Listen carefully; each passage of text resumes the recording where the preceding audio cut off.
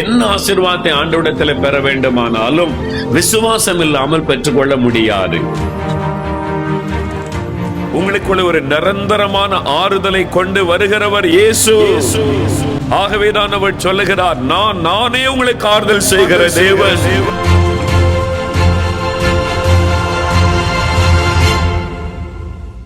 வேத புஸ்தகத்தில் பரிசுத்த மார்க்கு எழுதின சுவிசேஷம் 11ஆம் அதிகாரம் 22ஆம் வசனம் முதல் 26ஆம் வசனம் வரைக்கும் வாசிக்க கேட்போம். இயேசு அவர்களை நோக்கி, தேவனிடத்தில் விசுவாசம் உள்ளவர்களாயிருங்கள். எவனாகிலும் இந்த மலையை பார்த்து, நீ பெயர்ந்து சமுத்திரத்திலே தள்ளுண்டு போ என்று சொல்லி தான் சொன்னபடியே நடக்கும் என்று தன் இருதயத்தில் சந்தேகப்படாமல் விசுவாசித்தால் அவன் சொன்னபடியே ஆகும் என்று மெய்யாகவே உங்களுக்கு சொல்லுகிறேன். ஆதலால் நீங்கள் ஜெபம் பண்ணும்போது எவைகளை கேட்டுக்கொள்வீர்களோ அவைகளை பெற்றுக்கொள்வோம் என்று விசுவாசியுங்கள். அப்பொழுது அவைகள் உங்களுக்கு உண்டாகும் என்று சொல்லுகிறேன். நீங்கள் நின்று ஜெபம் பண்ணும்போது ஒருவன் பேரில் உங்களுக்கு யாதொரு குறை உண்டாயிருக்குமானால் பரலோகத்தில் இருக்கிற உங்கள் பிதா உங்கள் தப்பிதங்களை உங்களுக்கு மன்னிக்கும்படி அந்த குறையை அவனுக்கு மன்னியுங்கள். நீங்கள் மன்னியாதிருப்பீர்களானால் பரலோகத்தில் இருக்கிற உங்கள் பிதாவும் உங்கள் தப்பிதங்களை மன்னியாதிருப்பார் என்றார்.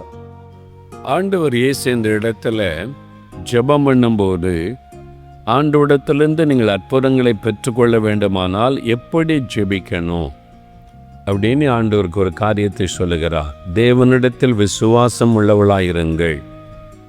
அப்போ விசுவாசம் உள்ளவளா ஜெபத்தில் எதை கேட்பீர்களோ அதை பெற்றுக்கொள்ளுவீர்கள் அப்படின்னு முதலாவது விசுவாசத்தை குறித்து ஆண்டவர் சொல்லுகிறார். நீங்கள் விசுவாசிக்கணும், அப்போ தான் பெற்றுக்கொள்ள முடியும். விசுவாசத்தோடு நீங்கள் ஜெபிக்கணும், அப்போ தான் பெற்றுக்கொள்ள முடியும். இருதயத்திலே சந்தேகப்படாமல் விசுவாசிக்க வேண்டும்.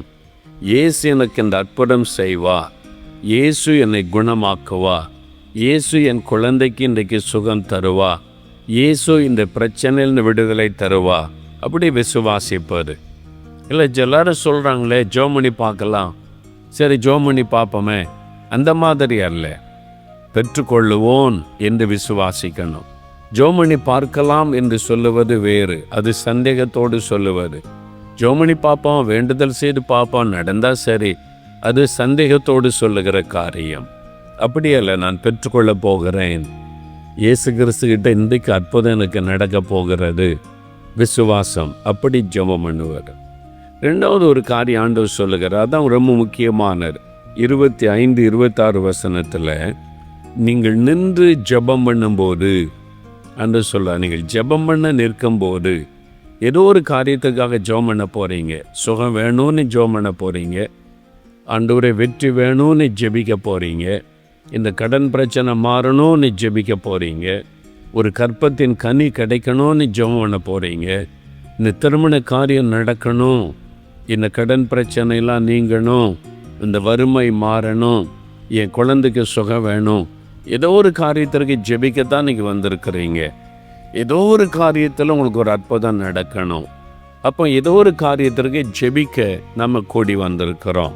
அப்போ இயேசு சொல்லுகிறார், நீங்கள் நின்று அந்த காரியத்திற்காக ஜெபம் பண்ணும்போது நீங்கள் ஜெபிக்க போகிறீங்க, நான் ஜெபத்தை கேட்க ஆயத்தமாக இருக்கிறேன், உங்களுக்கு பதில் கொடுக்க நான் ஆயத்தமாக இருக்கிறேன், உங்களுக்கு அற்புதம் செய்ய நான் ஆயத்தமாக இருக்கிறேன். என்னால் அவருக்கு ஒரு பெயர் உண்டு, ஜெபத்தை கேட்கிறவர். ஆண்டவருக்கு ஒரு பெயர் என்னன்னா, ஜெபத்தை கேட்கிறவர், ஜெபத்திற்கு பதில் அளிக்கிறவர். அப்போ நம்முடைய ஜெபத்தை கேட்டு அவர் பதில் கொடுக்கிற ஒரு தேவன். நம்ம என்ன ஜெபம் பண்ண போகிறோன்னு அவர் கவனமாய் பார்க்கிறார். நீங்கள் என்ன கேட்க போகிறீங்க, ஆண்டவர் கவனமாய் பார்க்கிறார். நீங்கள் கேட்கிறதே உங்களுக்கு கொடுக்க ஒரு விருப்பம் உள்ளவராக இருக்கிறார். அப்படிப்பட்ட ஒரு நல்ல தகப்பன், அவர் நம்முடைய தகப்பன், நாம் அவருடைய பிள்ளைகளுமா இருக்கிறோம் என்று வேத வசனம் சொல்லுகிறாரு. இயேசு கிறிஸ்து அவர் நித்திய பிதா என்று சொல்லப்படுகிறது, எவர்லாஸ்டிங் ஃபாதர். எப்பவும் அவர் நமக்கு தகப்பனாக இருக்கிறார். பாருங்கள், 5 வயசு பிள்ளைக்கும் அவர் தகப்பன், 60 வயசு வயதான பாட்டியம்மாவுக்கும் அவர் தகப்பன் தான். இயேசு கிறிஸ்து எல்லாரையும் பிள்ளைகளே என்று தான் அழைப்பார். அவர் எப்பொழுதும் நமக்கு தகப்பன், நாம் அவருடைய பிள்ளைகள். தேவன், இந்த உலகத்தை உண்டாக்கின தேவன் நம்முடைய தகப்பனாக இருப்பது எவ்வளோ பெரிய பாக்கியம். அப்போ அவர் நம்ம ஜபத்தை கேட்க விருப்பத்தோடு, என் பிள்ளைங்க கேட்குறாங்க, நான் அதுக்கு பதில் கொடுக்கணும். என் பிள்ளைங்க என்னை நோக்கி இயேசுவே எனக்கு அதை செய்யணும்னு கேட்குறாங்க, நான் உங்களுக்கு அற்புதம் செய்யணும். அந்த மாதிரி ஆண்டவர் அந்த அற்புதம் செய்ய ஆவல் உள்ளவராய், தாகம் உள்ளவராய் இருக்கிறார். ஆண்டவர் விருப்பம் உள்ளவராய் இருக்கிறார். இன்றைக்கும் உங்களுடைய ஜபத்துக்கு பதில் கொடுக்க ஆயத்தம். ஆனால் ஆண்டவர் ஒரு ஆலோசனை கொடுக்கிறார். நீங்கள் நின்று ஜபம் பண்ணும்போது ஒருவன் பேரில் உங்களுக்கு யாதொரு குறை உண்டாயிருக்குமானா, யார் மீதாவது உங்களுக்கு ஒரு குறை இருக்குது, ஒரு வருத்தம் இருக்குது, யாரை குறித்தாவது ஒரு வருத்தம் உங்களுடைய உள்ளத்தில் இருக்குமானால், பரலோகத்தில் இருக்கிற உங்கள் பிதா உங்கள் தப்பிதங்களை உங்களுக்கு மன்னிக்கும்படி அந்த குறையை அவனுக்கு மன்னியுங்கள் என்று சொல்கிறாரு. நீங்கள் ஜெபிக்க வந்திருக்கிறீங்க, என்கிட்ட சுகத்தை கேட்குறீங்க, ஒரு விடுதலை வேணும்னு கேட்குறீங்க, நான் பதில் கொடுக்க ஆயத்தம். ஆனால் நீங்கள் ஒன்று செய்யணும். நீங்கள் ஜெபம் பண்ணும்போது உங்களுடைய இருதயத்தை ஆராய்ந்து பாருங்கள். உங்களுடைய இருதயம், அந்த இருதயத்தை சோதித்து பாருங்கள். அந்த இருதயத்தில் ஒரு காரியம் இருக்குது. என்ன இருக்குன்னா, யாரை குறித்தோ ஒரு வருத்தம் இருக்குது, யார் மேலேயோ ஒரு கசப்பு இருக்குது, யார் மேலேயோ ஒரு வேதனை இருக்கிறது. ஒருவன் பேரில் உங்களுக்கு யாதொரு குறை உண்டாயிருக்குமானால், அந்த குறை இருக்குது, உள்ளுக்குள்ளே ஒரு ஆளை கொடுத்த வருத்தம், ஒரு வேதனை, கசப்பு, மன வருத்தம்லாம் இருந்தால் நான் உடைய ஜபத்துக்கு பதில் கொடுக்க முடியாது. நான் அன்பான ஒரு ஆண்டவர், நான் அன்பான ஒரு தேவன். உங்களுக்குள்ள அந்த அன்பு இருந்தால் தானே நான் பதில் கொடுக்க முடியும். உங்களுக்குள்ள அன்பு இல்லாமல் மற்றவங்க மேலே கசப்பு, வெறுப்பு, பகை இதெல்லாம் வைத்துக்கொண்டு என்கிட்ட எனக்கு ஆசீர்வாதம் வேணும்னு கேட்டால் நான் இப்படி உங்களை ஆசீர்வதிக்க முடியும்? அதனால் ஆண்டவர் சொல்ல, நான் நின்று ஜெபம் பண்ணும்போது யார் மீதாவது உங்களுக்கு ஒரு குறை இருந்தால் நீங்கள் என்ன செய்யணுமா? மன்னிச்சிடணுமா. அதான் ஆண்டவர் சொல்லார் இந்த வசனத்தில். நீங்கள் மன்னிச்சிட்டிங்கன்னா உங்கள் பாவங்கள் மன்னிக்கப்படும். உங்கள் பாவம் மன்னிக்கப்பட்டால் தான் உங்களுடைய ஜெபத்துக்கு பதில் வரும். ஒரு சமயம் பாருங்கள், நாகர்கோயில் பக்கம் இருந்து கன்னியாகுமரி மாவட்டத்தில் இருந்து ஒரு 2 பேர் ஜெபம் பண்ண வந்தாங்க.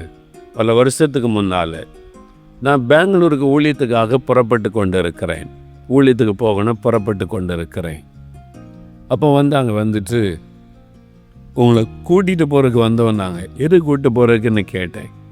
புத்தர் சொன்னார், இவங்க மனைவி வியாதியாக படுக்கையில் ரொம்ப மாசமாக கஷ்டப்படுறாங்க. ஆஸ்பத்திரிலாம் வச்சு பார்த்துட்டோம், டாக்டர்ஸ் கைவிட்டுட்டாங்க. இப்போ ஒரு ஜெபரையில் வச்சு ஜெபம் பண்ணிக்கிட்டே இருக்கிறாங்க, மரண படுக்கையில் இருக்கிறாங்க. உங்களை பற்றி கேள்விப்பட்டோம், நீங்கள் ஜெபிச்சா சரியாயிரும், நீங்கள் வாங்கன்னு சொன்னாங்க. நான் சொன்னேன், நான் பெங்களூருக்கு ஊழியத்துக்கு புறப்பட்டுக்கிட்டு இருக்கேன், நான் வர முடியாது. அப்படி உடனே இன்றைக்கி நான் போகணும் பெங்களூருக்கு, ஊழியம் இருக்கிறாரு. இங்கேயே ஜெபம் பண்ணுவோம். நம்ம அங்கே தான் ஜெபிக்கணும் அவசியம் இல்லை. இங்கே ஜெபிச்சாலும் இயேசு அங்கே அற்புதம் செய்வார். இயேசு பாருங்க, ஒரு 100க்கு அதிபதி சொல்கிறேன், ஆண்டவரே நீர் வரணும்னு அவசியம் இல்லை, இங்கேருந்து ஒரு வார்த்தை சொல்லும், வீட்டில் இருக்கிற என் வேலைக்காரன் சுகமாவான். அதே மாதிரி அற்புதம் நடந்தார். அதனால் அதை விசுவாசிங்க.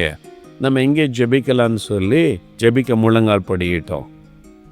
அந்த 2 பேர் ஐயாமார் வந்திருந்தா, விசுவாசிங்க, ரட்சிக்கப்பட்டவங்க, அபிஷேகம் பெற்றவங்க, அந்நிய பாஷெல்லாம் பேசுகிறவங்க தான். நான் எங்களுக்குள்ள ஒரு பெரிய கேள்வி, என்ன ஆண்டவரே இத்தனை மாதமாக வியாதியாக இருக்கிறாங்க, ஜெப அறையில் வச்சு ஜெபம் பண்ணிக்கிட்டே இருக்கிறாங்க, அப்போ எப்பவும் அவங்களுக்கு ஜெபம் நடந்துக்கிட்டே இருக்குது, ஏன் சுகமாக மாட்டேங்குது? நான் மட்டும் போய் ஜெபிச்சா சுகமாயிருமா? அவங்களும் கர்த்தருடைய பிள்ளைகள் தானே, அவங்களும் ஊழியக்காரங்க தானே, ஜெபம் பண்ணுறாங்க, ஏன் சுகமாக மாட்டேங்குது அவருடைய மனைவிக்கு?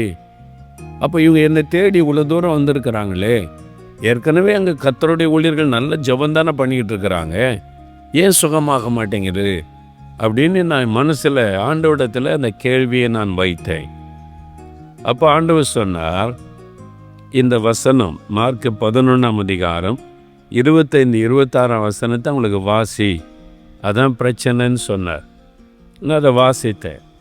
ஐயா, யார் மேலேயோ உங்களுக்கு ஒரு வருத்தம் இருக்குது, யார் மேலேயோ ஒரு கசப்பு இருக்குது, அதனால தான் ஜெபம் கேட்க மாட்டேங்குது. உங்கள் மனைவிக்காக எவ்வளோ பேர் ஜெபிச்சாலும் அந்த ஜெபத்துக்கு ஏன் பதில் வர மாட்டேங்குது அப்படின்னா ஒரு தடை இருக்குது. உங்களுக்கு யார் மேலேயோ வருத்தம் இருக்குது. ஆண்டவர் சொல்றார், இந்த வசனத்தின்படி நீங்கள் உங்களுடைய குற்றவாளியாக இருக்கிறீங்க, அந்த வசனத்தின்படி நீங்கள் சரியா இல்லை அப்படி சொன்னோன்னு அப்படியே என்னை பார்த்தார். அவரை கூட்டிகிட்டு வந்து ஒரு பாருங்க பக்கத்தில் அவர் சொல்கிறாரு, பஸ்ஸில் வரும்போது இதே தானே நான் சொல்லிக்கிட்டு வந்தேன், நீ ஒரு ஆண்டவுடைய பிள்ளை, மற்றவங்கள மன்னிக்கணும், இது மாதிரி சண்டை போடக்கூடாது, பகல்லாம் இருக்கக்கூடாதுன்னு இதே தான் சொல்லிக்கிட்டு வந்தேன். ஐயா நான் இதை சொல்லிக்கிட்டு வந்தேன் அவன்கிட்ட. நீ ஒரு விசுவாசின்ற எங்கேயோ ஜோமனை ஊழியக்காரனை தேடி போறியே, ஆனால் நீ மற்றவங்கள மன்னிக்க மாட்டேங்கிறேன்னு பேசிக்கிட்டே வந்தேன்னு சொல்கிறார். நான் சொன்னேன், நீ எங்கே போனாலும் ஏசு அதை தான் சொல்லுவார். நீங்கள் சரியாகாமல் உங்கள் ஜெபத்துக்கு பதில் வராது. நீங்கள் சரியாகாமல் உங்களுடைய மனைவிக்கு அற்புதம் நடக்காது. நீங்கள் சரியாகணும். அந்த கசப்பு உள்ளத்தை விட்டு போகணும். உங்களுக்கு மற்றவங்க தீமை செஞ்சுருக்கலாம், உங்களை வேதனைப்படுத்தி இருக்கலாம், அவங்கள மன்னிங்க. இயேசு மன்னிக்க நமக்கு கற்றுக் கொடுத்தா. உள்ளத்தில் கசப்பு இருக்கக்கூடாது, மன்னிங்க அப்படின்னு ஜெபம் பண்ணி ஆலோசனை கொடுத்து அவளை அனுப்பினேன். ஆனால் அதுக்கு கீழ்ப்படியும் போது என்ன நடக்கும் தெரியுமா? உடனே அநேக வருஷத்துக்கு முன்னால் எங்கள் ஊரில் 4 மாவட்டத்தில் தான் நடந்த ஒரு சம்பவம். ஒரு குடும்பத்தில் எல்லா பெண் பிள்ளைங்க, ஒரே ஒரு பையன் வியாதிப்பட்டான், மரணப்படுக்கையில் ஆக்கிவிட்டான். எங்கெங்கேயோ ஆஸ்பத்திரிலாம் கொண்டு போய் பணம்லாம் செலவு பண்ணி பார்த்து ஒன்றும் சுகமாகலை அப்படின்னு வீட்டில் கொண்டு வச்சுருந்தாங்க. கடைசியில் எங்களை ஜெபம் பண்ண கூப்பிட்டாங்க, வந்து என் பிள்ளைக்காக ஜெபம் பண்ணுங்கன்னு சொல்லி.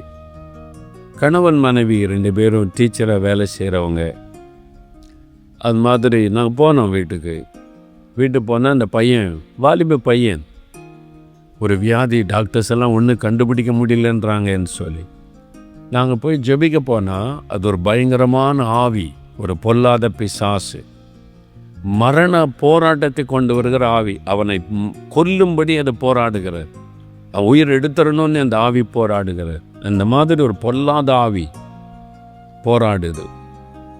அது ஆண்டவர் வெளிப்படுத்தினார், இது ஒரு மரண ஆவி, இது உபவாசம் பண்ணி ஜெபிச்சாதான் போகும் அப்படின்னு சொன்னார். அதனால் நாங்கள் சொன்னோம், இந்த ஒரு நாள் உபவாசம் பண்ணி உன் மகனுக்காக ஜெபிக்கணும். அதனால் நாங்கள் இன்னொரு நாள், நாளை ஒரு நாள் குறித்தோம், உபவாசத்தோடு நாங்கள் வருவோம், நீங்களும் குடும்பமாக உபவாசம் பண்ணணும், சாப்பிடாமல் உபவாசத்தோடு இருந்து எங்கள் கூட சேர்ந்து நீங்கள் ஜெபிக்கணும், நம்ம சேர்ந்து ஜெபிக்கலான்னு சொன்னோன்னா சரி பண்ணி சந்தோஷமாக எனக்கு ரொம்ப கண்ணீரோடு ஜெபிச்சாங்க. ஆண்டவரே எங்களுடைய பாவத்தை மன்னிச்சு என் பையனுக்கு விடுதலை கொடுங்க. நீ அந்த தாயின் தகப்பனை அழுதாங்க, பாவ அறிக்கை செய்து கண்ணீரோடு ஒப்பு கொடுத்தாங்க. மறுபடியும் நாங்கள் போயிருக்கிறோம். அன்றைக்கி ஒரு 3-4 ஊழியர்கள் போயிருக்கிறோம், ஊழியக்காரங்களே ஒரு 3-4 பேர். நான் ஒரு 2-3 பேரை கூட்டிகிட்டு போனேன். நான் எல்லாம் போய் ஜெபிக்க முழங்கால் படிக்கிட்டு, அந்த கணவன் மனைவி முழங்கால் படிக்கிட்டு இருக்கிறாங்க, ஜெபிக்கிறோம். ஆவில நிறமே அந்த ஆவியை எதிர்த்து ஜெபிச்சா அந்த பையனை மத்தியில் வச்சு ஜெபிக்கிறோம்.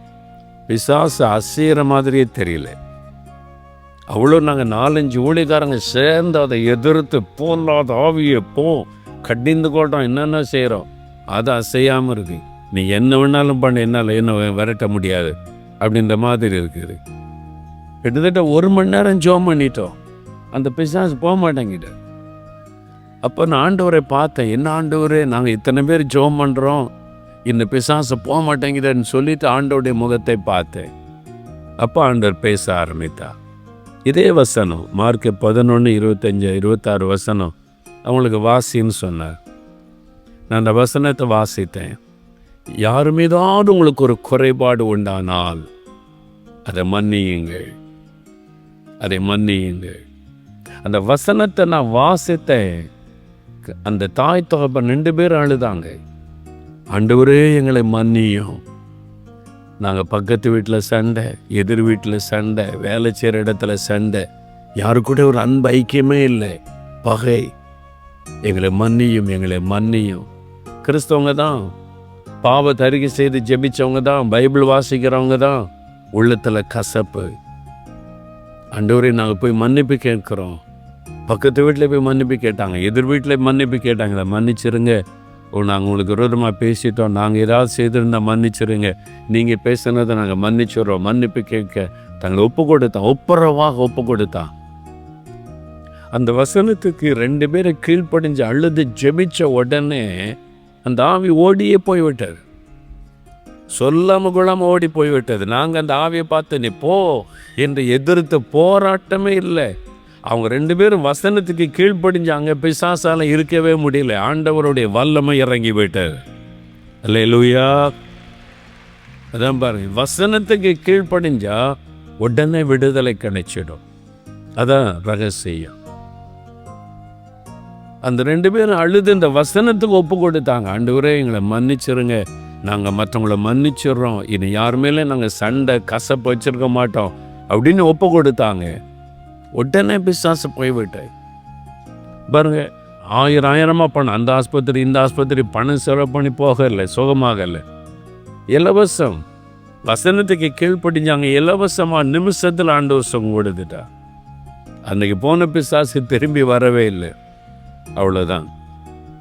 அப்போ விடுதலை பெற்றுக்கொள்ள ஆண்டவர் சொல்கிறார், என் பிள்ளைகளே மன்னிங்க, நான் உங்களை மன்னிச்சேன்ல, பிதாவானவர் உங்களை மன்னிச்சார்ல. மன்னிப்பை இயேசு கற்றுக் கொடுத்தார். மன்னிப்பு என்பது ஒரு பெரிய ஆசீர்வாதம். மன்னிக்கிற சுபாவம் என்பது ஒரு பெரிய ஆசீர்வாதம். இந்த மன்னிக்கிற சுபாவம் நமக்கு இருந்தா உங்களுடைய ஜெபத்துக்கு உடனே பதில் வரும்.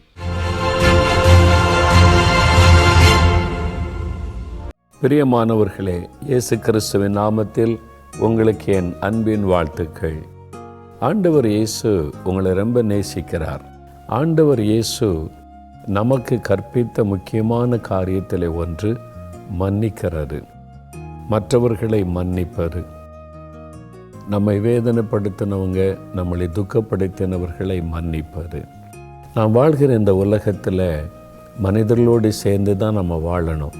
ஒரு குடும்பம்னு வரும்போது கணவன் மனைவி பெற்றோர் பிள்ளைகள் மாமியார் மருமகள், அது மாதிரி உறவுகள், அவங்களோட இணைந்து தான் வாழணும். ஒரு கிராமம்னு வரும்போது சொந்தங்கள் பந்தங்கள், பக்கத்து வீடு எதிர் வீடு.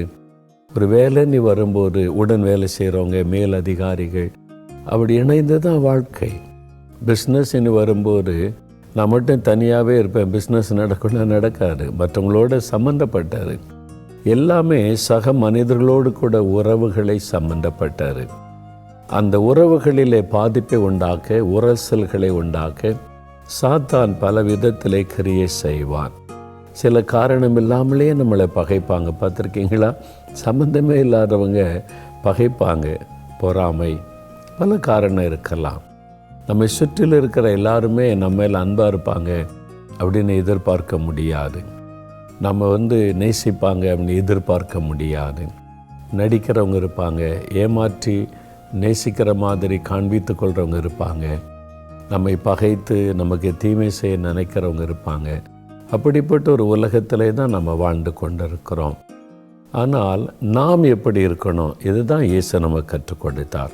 உங்களை தாழ்த்துங்க, உடனே உங்களுடைய லைஃப்பில் இருக்க தடைகள் மாறிடும், வியாதிகள் விளைகிறோம், நிறைய ஆசீர்வாத தடைகளுக்கு எல்லாம் மாறி அற்புதங்கள் நடக்கிறதை நீங்கள் உடனே பார்ப்பீங்க.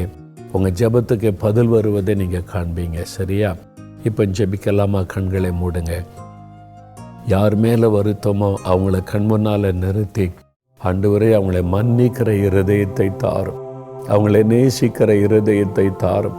மனப்பூர்வமாக நான் அவங்கள மன்னிக்கிறேன், அவங்களை நேசிக்கிறேன், அவங்கள ஆசீர்வதிக்கிறேன். அப்பா, என் உள்ளத்தில் இந்த கசப்பு இருக்கக்கூடாது, வெறுப்பு இருக்கக்கூடாது. அந்த கசப்பான வேரை பிடுங்கி போடும்.